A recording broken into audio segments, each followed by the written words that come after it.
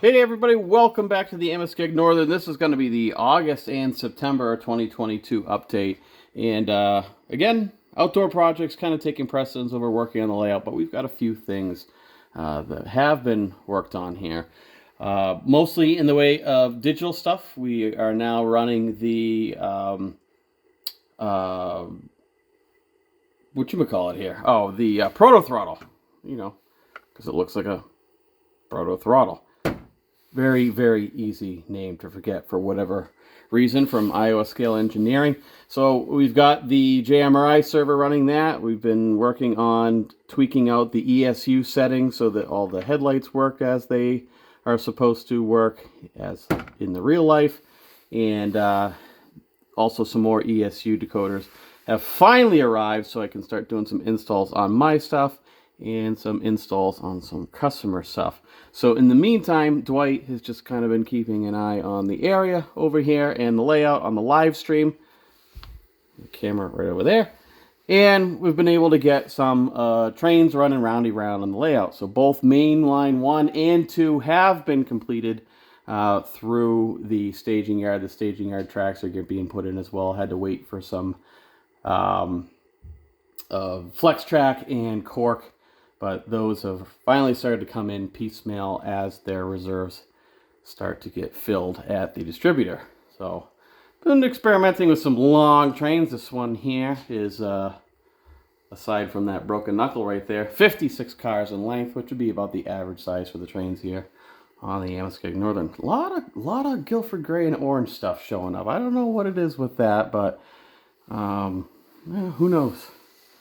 So yeah, we're on the main part. Nothing too different. As you can see, most of the stuff is probably the same. Like I said, outdoor projects have been taking some preference, but working in the station area over here at Mandrake Falls and the interlocking.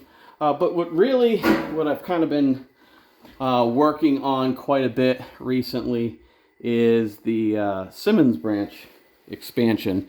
This one I'm using some old bench work from some previous renditions of the AN here, so I'm just taking some of the cork off and getting that situated. But this branch serves Cement Quebec, the International Paper Mill, which you guys have seen some point online and in the videos, which is focus right over here, and then over in this section, this will be all the International Paper Mill. But so the branch, other than North Street Yard, which will be right here, this will be where the local will come in from Amoskeag Yard, drop the cars off for the local that serves the Simmons branch, and then the Simmons branch will pick up their cars, go switch the mill, and then switch the rest of the branch, which is over here. So this branch is 22 feet long, 18 inches wide, 22 feet long. It'll eventually go all the way over to this part. There'll be a 3-foot gap in between the main layout and the branch so that you can get around on the other side. Plenty of room to walk around. But we'll have Cement Quebec, New England State Mineral Corp, which deals in road salt. What else I got planned here? Suburban Propane will also be on this branch. And there's one more that for some reason I cannot remember what it is at this point in time. I'm sure I'll remember it as I start to go over the JMRI stuff. A lot of this stuff has already been pre-programmed in JMRI, the trains, the schedules, the car cards, using Operations Pro. That's all set up in here. So all the jobs have their job description and their job aids. So that, now the cork, like I said earlier, on the other side of the layout, cork and track. Cork and track has started to come in from this as well as some switches. Been working on the scenery here at the bridge. Picked up some ammo.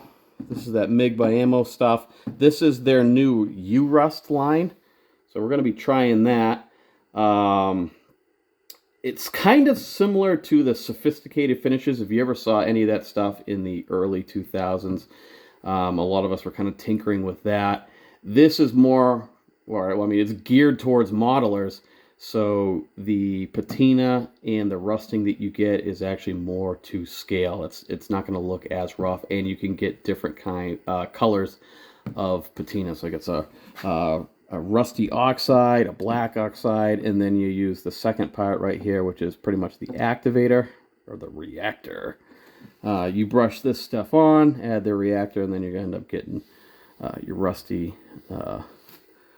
patina on your metal product. So we're going to try that on this bridge right here. I think that'll look pretty nice as we cross over the river here and then head back up to where the Simmons Industrial meets back up with the main line. We've been working a little bit more on signals. If you haven't seen some of the new signals from We Honest, Matt has been working with them with standards from the B&M, so the GRS signals and whatnot. There's new triple targets, left side heads, right side heads, dual targets, right and left heads, whatnot. Those are now out for searchlights, so those are going to be greatly beneficial on the old B&M trackage on this layout. So we're going to have a lot of searchlights, and the price point's pretty good too. I think the triple heads are $22 a piece, so not too bad. We did get the new local buffer in. I can't remember if I talked about that in the last video. Something happened with the local buffer. We had a lightning strike here that took out a couple of items in the house, even though they were on surge protectors.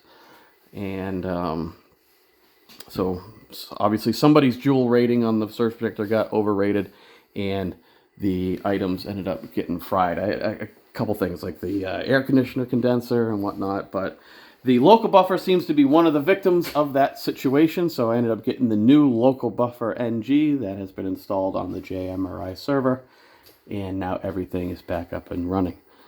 So it looks like Cody has been over here playing on the layout because this has been taken off mainline.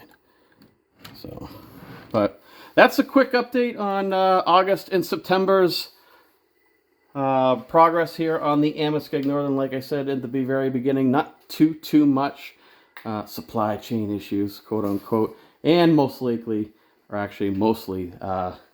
outdoor projects. And now that it's getting cool out and whatnot, trading the tractor in for a new one. I want a bigger one, so we're just going to do that.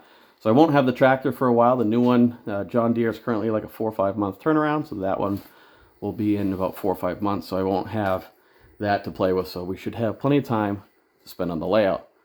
So keep in touch on the Facebook page and on the YouTube posts. We'll show you what we're doing here on the layout and little small projects.